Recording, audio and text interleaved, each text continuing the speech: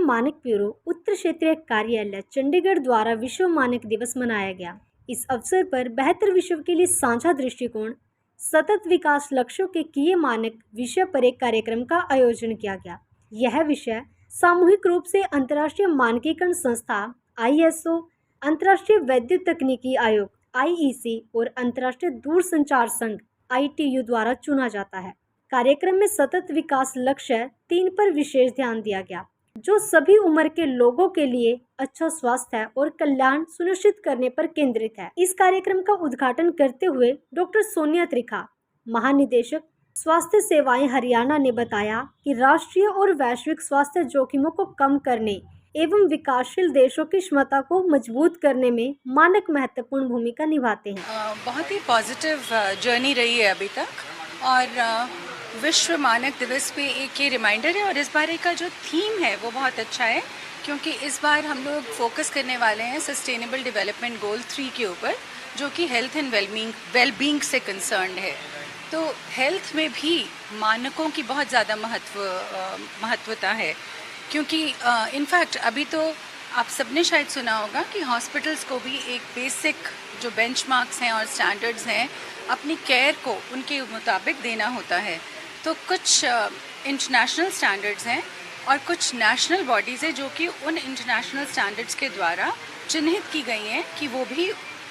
Same international quality को follow करते हैं, स्टैंडर्ड्स को, जिसमें कि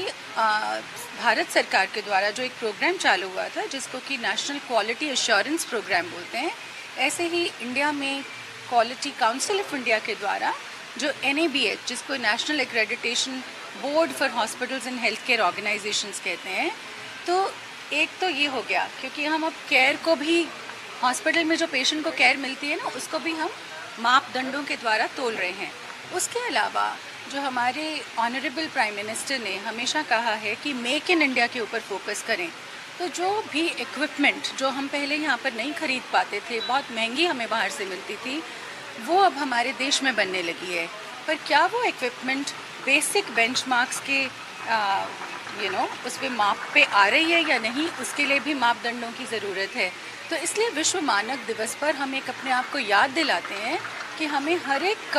as customer as well as provider उन मापदंडों को ध्यान में रखना चाहिए, और अपनी केयर जो हम प्रोवाइड कर रहे हैं अपने कार्यक्षेत्र में, या फिर अगर हम एक कस्टमर बन के कहीं जाते हैं और हम उसको अवेल करते हैं, तो उसको ध्यान में रखना है कि बेसिक बेंचमार्क्स या क्वालिटी स्टैंडर्ड्स जो हैं उनके ऊपर की सर्विस हो। तो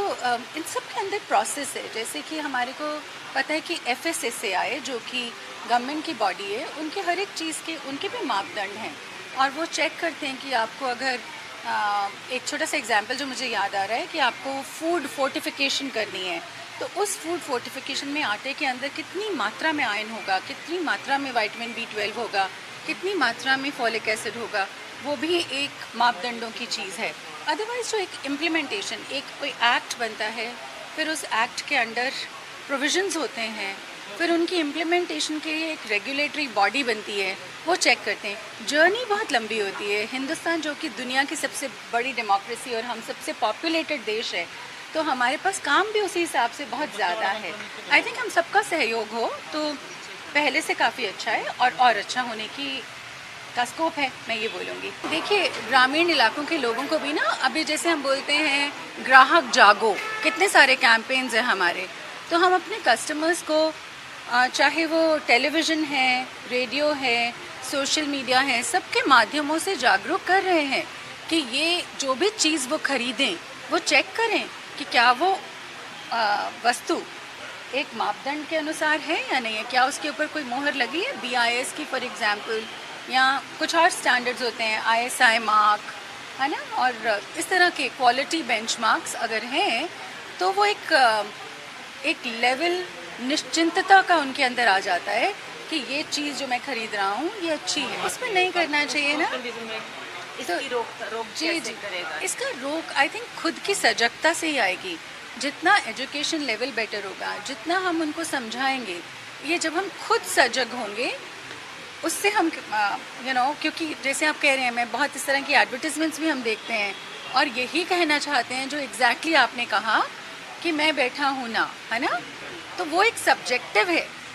एक हम सब्जेक्टिव उसके लिए ओपिनियन ले रहे हैं, जबकि जो मानक और जो मापदंड होते हैं वो ऑब्जेक्टिव हैं, ऑब्जेक्टिव क्राइटेरिया। आप बोलें या आप बोलें, वो सेम ही उसका रिजल्ट निकलेगा। तो ये मैं कहना चाहती हूँ, और ये सारा कुछ एजुकेशन से आएगा, एक समझदारी से, जितनी जागरूकता होगी उससे आएगा।